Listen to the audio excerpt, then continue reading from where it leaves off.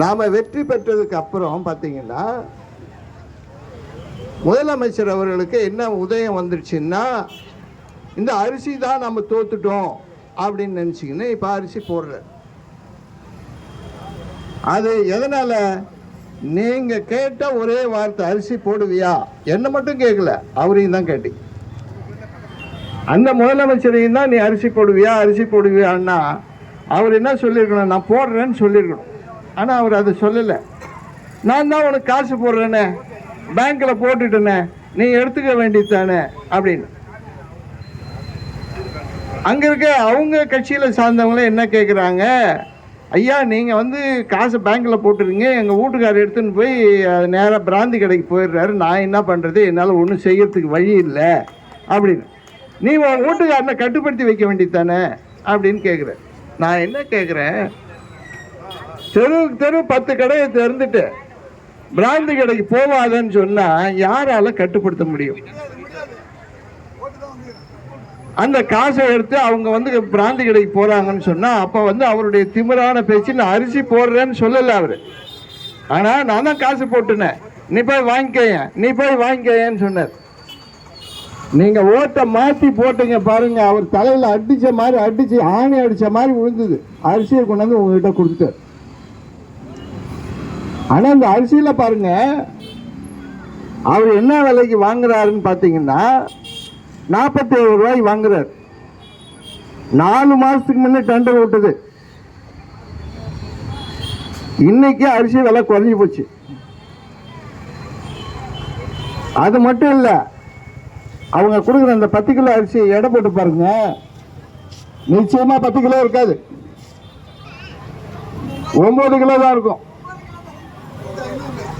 1 kilo அதுல commission out. 1 kilo போச்சுன்னா எவ்வளோ? 47 ரூபா போச்சு. ஒரு ஆளுக்கு 47 ரூபா அவுட்டு. அந்த 47 ரூபாய் யார் பங்கு போட்டு வருது? நம்ம முதலமைச்சர் போட்டுக்கிறார். அவர் அதுல பங்கு எடுத்துக்கிறாரு. இப்ப என்ன பண்றாரு? இப்ப விலை உழுந்திருக்கு. நான் ஒண்ணு சொல்றேன், நெல் விலை 1400 ரூபாய்க்கு மேல கிடையாது. இன்னைக்கு கமிட்டியில் போனா 1400 ரூபாய்க்கு மேல கிடையாது. அதிகபட்சம் போனா 1500 ரூபாய். 2 மூட்டை அரிசி நெல்லை கொட்டினா 1 மூட்டை அரிசி வரும். 150 கிலோ நெல்லை கொட்டினா 100 கிலோ அரிசி வரும். அப்ப என்ன வரணும்? 30 ரூபா தான் 1 கிலோ அரிசி வரணும் இல்லையா? 1500, 1500, 3000 ரூபாய்க்கு 100 கிலோ மூட்டை ஒரு அரிசி வரணும். உண்டா இல்லையா?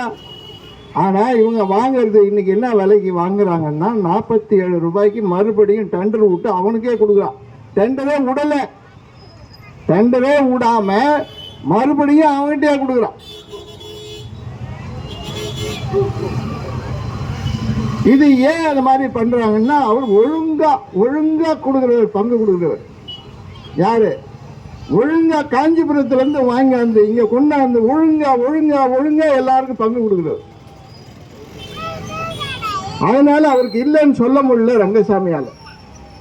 இன்னைக்கு 40 ரூபா அதிகபட்சம் போனா அந்த அரிசி 40 ரூபாய்க்கு மேல போகவே முடியாது. ஆனா 47 ரூபாய்க்கு வாங்கி இன்னைக்கு விலைக்கு கொடுக்குறார்.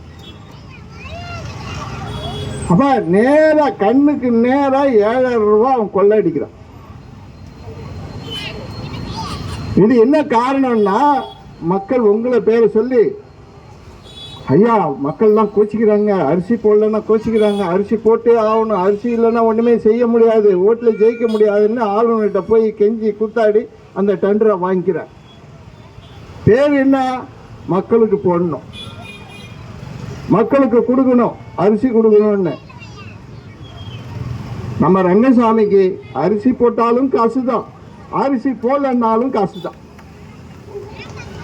அவருக்கு கஜானா போட்டி திறந்து நீயே போய் எடுத்துக்கணும்னா கூட அங்க நோட் அடிக்கிற மிஷினை வச்சாதான் அவருக்கு நிறக்கும். வெறும் கஜானா மட்டும் திறந்து விட்டா பத்தாது. நான் என்ன கேட்கிறேன், சட்டம் ஒழுங்கை பத்தி இங்க பேசுறாங்க. யார் பேசுறது? இந்த தொகுதியினுடைய சட்டமன்ற உறுப்பினர். எங்க பேசுறாரு? டெல்லியில போய் பேசுறாரு.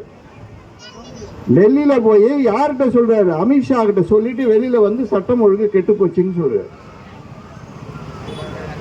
எதுக்காக சொல்ல வராது? இங்க இருக்கிற முதலியார் தோட்டத்துக்கு வச்சிரும்.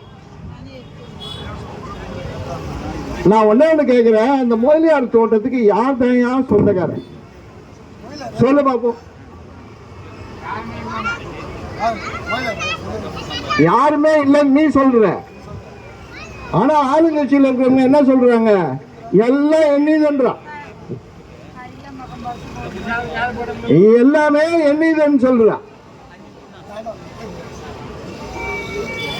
அங்கிருந்து மார்ட்டின் வராது. மார்ட்டினுக்கு சாப்பாடு போட போறேன்றாரு. அங்க ஆளை வெட்டி க்ளோஸ் பண்ற. எப்படி இருக்கு பாருங்க. அதாவது யாரு யாருக்கு காவல்? ஒரு பக்கம் சட்டம் ஒழுங்கு கெட்டு போச்சுன்னு போய் டெல்லியில சொல்றாங்க. இங்க வந்து அதே நாள்ல கொலை நடக்குது. கொலைக்கு உண்டான உண்மையான ஆளு யாராவது கண்டுபிடிச்சிருக்காங்களா? உண்மையான காரணத்தை கண்டுபிடிச்சிருக்காங்களா? ஏன் நான் ஒன்னு கேட்கிறேன், வெட்டுறவனுங்க நான் பைத்தியமா பிடிச்சு போச்சு. கேவல வெட்டுறதுக்கு காரணம் வேணும் இல்ல? என்ன காரணம்? யார் காரணம்? அதுக்கு பின்னால என்ன அப்படின்னு ஏதாவது இந்த அரசாங்கம் சொல்லிச்சுன்னா இதுவரையும் இல்லை.